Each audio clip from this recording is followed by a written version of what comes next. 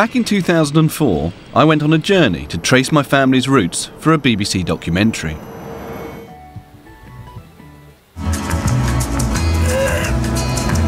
Oh, don't make me watch this again. Oh, I hate the way I put the sick bag down there and you could actually see weight in the sick bag. Look. Before the war, my grandparents owned a large brickworks in a German city called Königsberg, now the Russian city of Kaliningrad. One of the things that did become clear to me when I was doing Who Do You Think You Are was quite how wealthy my grandparents were. I mean, I knew they were industrialists, but it kind of made me look again at this photo, which is my grandparents' wedding. You know, it just looks like a real proper society wedding, and my grandfather ended up working as a hotel porter in Cambridge. My grandparents escaped with their lives, but they lost everything they owned to the Nazis. They weren't alone. It's estimated that the equivalent of at least $150 billion was robbed from Jews during the Third Reich. Ever since, many survivors and their families have been fighting to get the money back.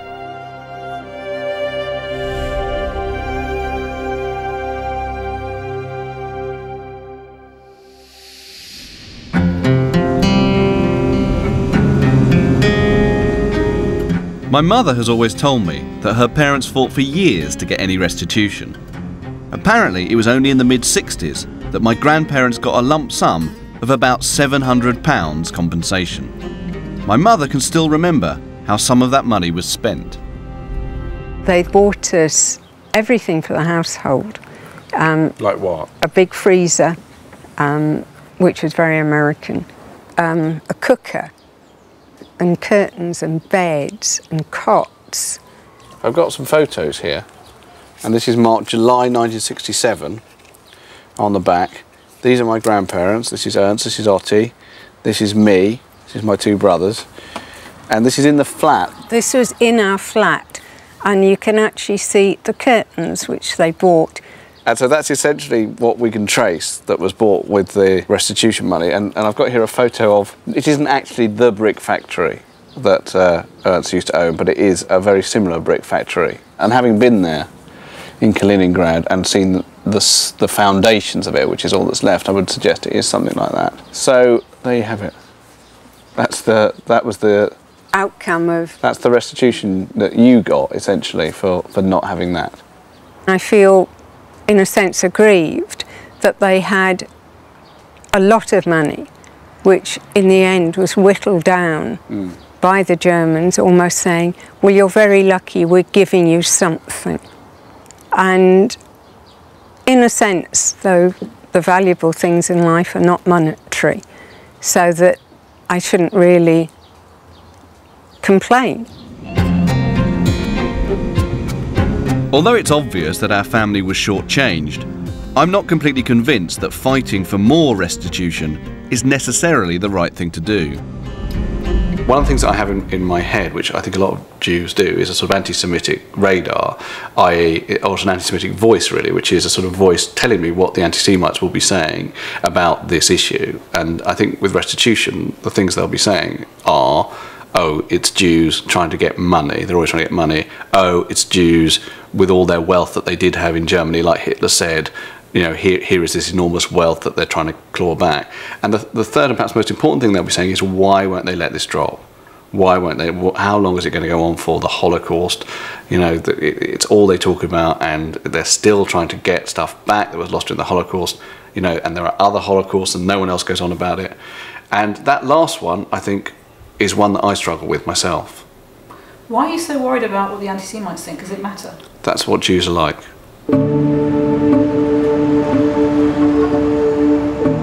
I felt I had to learn more if I was going to sort out my attitude towards the issue of restitution. So the obvious place to start was Germany.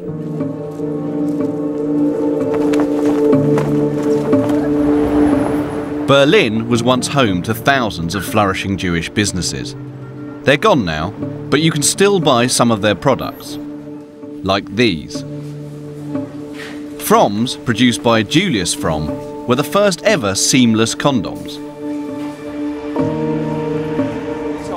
I met Julius's grandson Ray at the old site of one of the condom factories, now a supermarket car park. Have you ever worn one? Yes. What are they like? Like a second skin. Well, and that was the idea. Still advertising them for all these years. At the height of his business, Julius Fromm was producing over 50 million condoms a year to Germans enjoying a post-First World War era of sexual freedom. Then, of course, things changed. In 1938, he knew the game was up. He tried to find a buyer for the business. He put it on the market at 1 million Reichsmarks, which was already a slightly depressed price. Yes. And eventually he was forced to sell to the godmother of Hermann Goering, who was the second in command.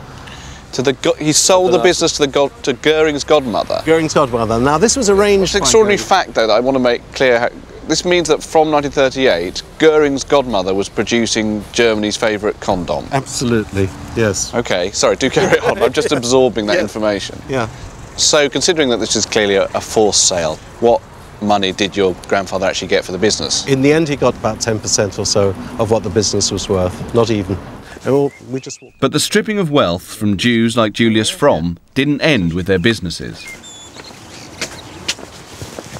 So this is the house your grandfather lived in before the war? That's right. Ray told me how after the Fromms were forced to abandon the family home, all their possessions were sold off at what were called Jew auctions. This is the inventory of what was sold and to whom it was sold. Here 4 lamps, a round table, a sewing machine. Sewing machine went for 125 Reichsmarks. And actually sold for 125, yeah. It's like a very, very evil version of eBay, isn't it? Yes, you could put it that way, yes. The house was given to an SS officer. When the war ended, restitution laws were introduced, and the Fromms applied to get it back. Well, at what point do you start to get restitution? We got restitution in the early 50s for the house, restitution in full. When you say in full, you mean that your family received ownership of this house again? We received the ownership again, yes. So that's the house, but what about the factories that your grandfather owned? Well, that was a completely different ballgame. The Fromms' house was in what after the war became West Berlin. That's why they got it back. Their factories, however, were in the east, where the new communist regime didn't even believe in the idea of private property, let alone restituting it. For 50 years, all thoughts of restitution were put on hold for the Fromms and countless other claimants. Until 1989.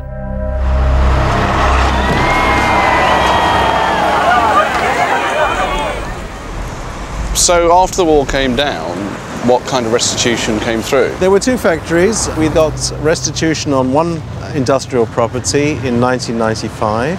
Not all that much, and certainly not what it was worth. And the second property, incredibly, only as late as 2005, so 15 years after the wall had fallen, which I personally found almost disgraceful.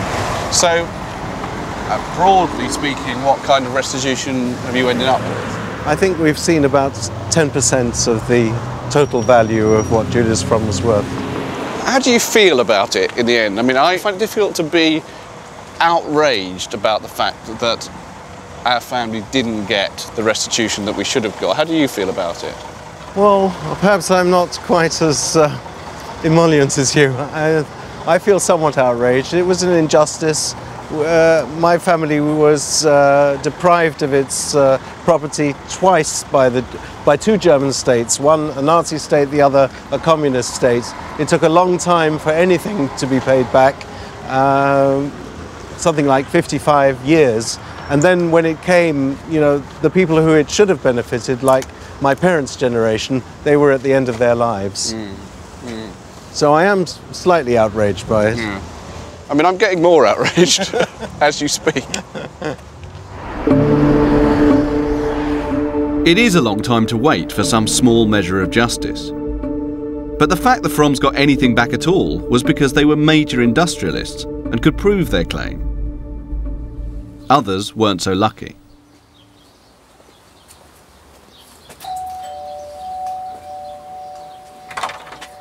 Hello. Hello, David. Hello, Frank. How nice to meet you. Very nice to see you. Can I come in? Thank you. When Frank Bright was 14, he and his family were put into the Theresienstadt ghetto. Then, in 1944, his father was sent to Auschwitz, followed shortly after by Frank and his mother. As we stood there, and I took it in, it was a bit overwhelming, and I'd lost sight of my mother, who was also in the queue for women, but she spotted me, and she broke ranks, and she came over, and she shook me by the hand, and went back to her place, and that's the last I saw of her. After the war, Frank rebuilt his life. He got a small amount of compensation, but little else. Then, in 1997, he saw a newspaper article about a German insurance company, Allianz, which gave him hope he could claim for insurance policies he is convinced were taken out by his parents. You don't actually have documents that say, here is my father or here's my mother's life insurance policy. No. You don't have those documents. Because every scrap of paper and the last shirt of our backs, when we were taken to the ghetto and later to Auschwitz, we lost everything, absolutely everything. You see, this is... The article in the newspaper prompted Frank to start writing letters. It's volume 1, 2, Lots 3, of them. 4 and 5. Finally, he received some news from Allianz. Something had been found in their records. That's all they could find. An application card for an insurance, a life insurance. Can we see and this? All it says is Brichter Hermann, that's my father's full name. He was born 6/5/97 and he lives in Berlin. At least it was something, and that's all I really had. It wasn't very much. It wasn't proof of a policy itself, but it confirmed Frank's belief his father did have life insurance. Also, just about this time, Frank heard about a new organisation called ICHIC, funded by some of the big European insurance companies, which promised to pay out claims from Holocaust survivors and their families. And they said, suppose your family had a Holocaust-era insurance policy and you just didn't know about it. And but when you first saw this and first wrote to them, did you think, oh, well, this will mean there will definitely be a breakthrough? Because I was a David against Goliath, and I hadn't got anywhere, so I wanted a Goliath against Goliath. I wanted somebody with some oomph to represent me. Yeah, but it sounds like they've got oomph because they're called the International Commission on Holocaust That's right, Insurance and Claims. what's more, they had Lawrence S. Eagleburger They had Lawrence S. Eagleburger as their chairman. I mean, That's a very oomphy sounding name. Exactly. And yet, what happened? Nothing. Once again, Frank was left hanging with no news. Yes. Then, a year later, there seemed to be a breakthrough. ICHIC published the names of hundreds of thousands of possible policyholders on the internet. The first name he found was that of his father, Hermann Brichter. And Hermann appears twice. Once there was me in Germany. Yes. Brichter Tony is my mother. Oh, right. So we got my father twice, me once, and my mother once here. So how did you feel when you first saw these names on the list? I felt elated or positive. If you got some family mentioned 5 times, there is a good chance of something coming up. Yes. Something did come up, a cheque, but it wasn't the life insurance payment that Frank had been expecting. I was told by the Allianz that they would pay me or arrange for me to be paid out of a humanitarian fund. And can I ask you how much that was? $4,000. $4,000. Yes. And is that's £2,000? And that's all you've ever received in restitution? Yes. So this fund gave you a payment, yes, which in essence was a kind of, we just want you to go away. That's right, and forget about us. Yes. Yes. And as far as the names on here are concerned, I don't know what happened. I kept asking, please tell me or give me a copy of the piece of paper on which these names appear. They're valuable to me. It's a personal matter. They are my parents' names. No reply. Never had a reply. After all these years and all the procedures Frank went through, what kind of peace of mind do you think it left him with? I don't think he has any peace of mind about that, but I don't think he really wants it. I think if your parents have been gassed, and I think if all your school friends have been shot, then I'm not sure you want peace of mind. I think you want anger. You want to hold on to anger, But I think maybe what you do want is you want memory